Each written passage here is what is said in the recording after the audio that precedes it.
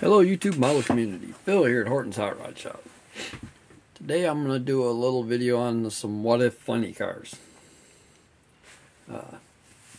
These are all going to be funny cars that have, as far as I know, have never existed. Whether it just be the team's name or it was a different team that ran it under another name. This is my version. Or it's something that is just not known to be there. I have a few that I'd like to do today, so I'm moving some stuff around right this minute to set some down. Trying not to knock everything off them. I just knocked the dry shaft out of one, no big deal. Alright, so what I have here is a 33 Willys body that I got in a bag full of parts. Parts kit. Had a chassis with it, but no suspension or anything. So I ended up buying a funny car that had no decals.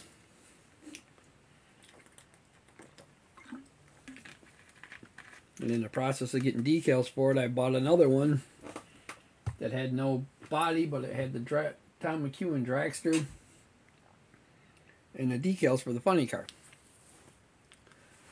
So I went ahead and picked that one up.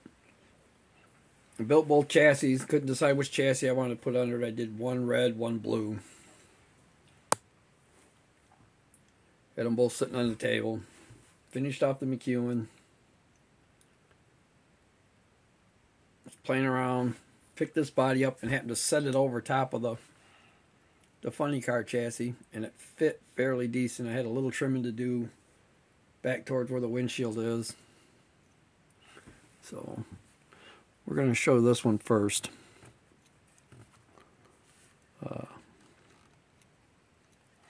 Didn't wire the motor or anything like that. Like I said, this was just this extra chassis. I could probably go back and do that eventually, but it's a nice shelf model. The Superman decals on the side actually came out of a Joe Amato dragster that I picked up just for the decals. The Orange County Speed Shops, I'm not even sure where them came from. Most of the decals came out of miscellaneous things. Quaker State decals come out of my parts, my decal bag or boxes that I have since put them in books. So all that was said and done, it turned out pretty sharp. It looks a whole lot better with the body down.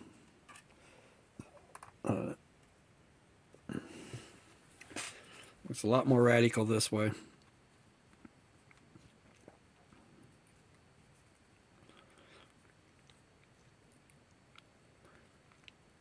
I really like it. So, and the next one, unfortunately, I'm not going to be able to show you the chassis because I broke the mount. I was sitting kind of funny on the shelf when I went to pick it up, and somehow the back body mount broke. But it's a resin body.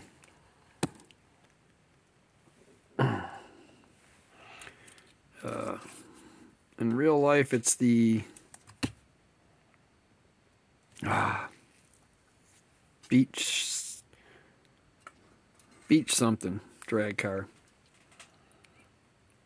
Well, I had an extra Big John Mesmerinian decal set sitting around from another kit that I used the body to make another funny with, body and chassis.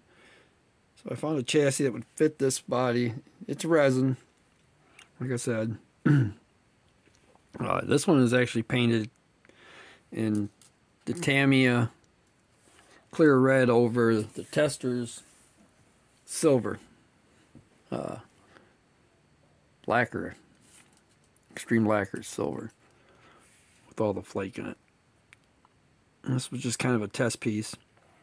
The body itself came from a junkyard I bought.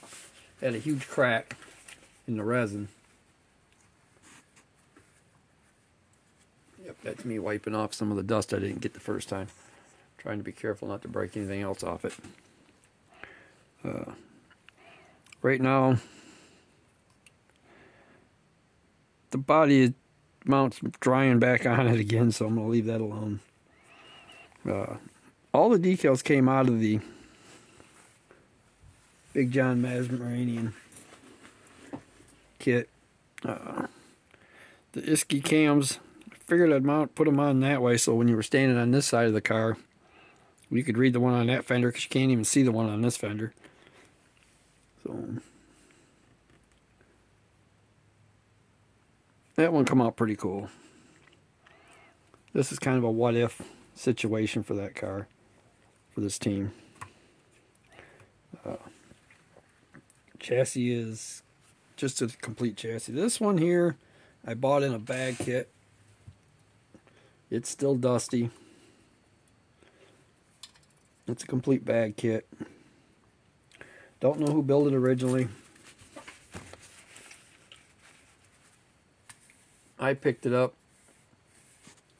from my local hobby shop. Found out the owner of the hobby shop actually had plans of restoring it itself. Didn't think he was going to have time, so he put it out as a bag kit to be sold. All I did is come home, cleaned it up, and put it back together. The wheels don't quite fit right, but it's close. This is what I think Shazoom should have been in the first place. So for me, this is what the Shazoom kit should have been.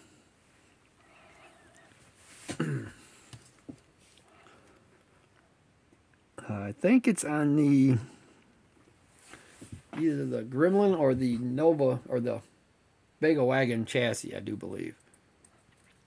I had to glue the axles back on. They were falling off. Everything else is pretty much done. It was painted. Not done bad, so I left it. I went in and did some of the trim around the windows a little bit. I do believe I ended up having to do that and put the windshield back in. The trunk lid was not glued down tight. It kept sliding off when you tip it up, so I glued that back in. Just thought it was a pretty cool little build. Like I said, I don't know who the original builder was. Couldn't see destroying what's there. So I left it. I have a couple more Corvairs.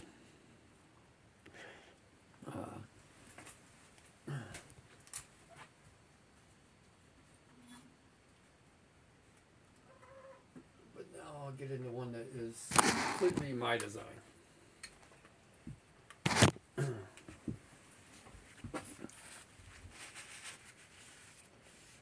Starting to show the rough work and stuff, the lines. But it's a drag vehicle. So what has happened here, I don't know if I've ever showed this one or not. This used to be a little red wagon. I sectioned the body out to get it down lower and lower. I also chopped the top on the front. Cut the back down on the back so the driver would be able to see out the front of it.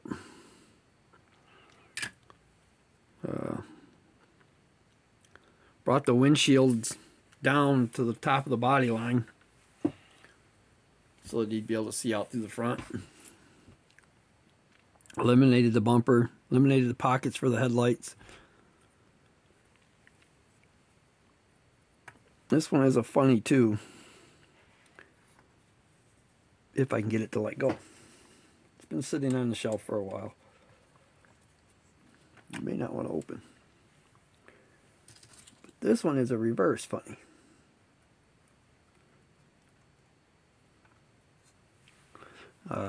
It does have the all chrome Revell Chevy small block. The blower down in front, tucked away down in there.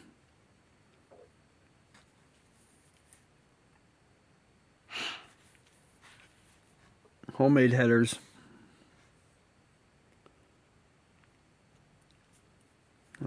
The chassis is actually out of the double dragster kit. Figured out the front pivot for it. Windshield glass is made from just some flat glass. I had around because the window from this original body was actually used for a resin bodied van I have built. This was just extra parts sitting around and I got bored. And this is what become of it. Alright guys, I'm going to go ahead and call this one done.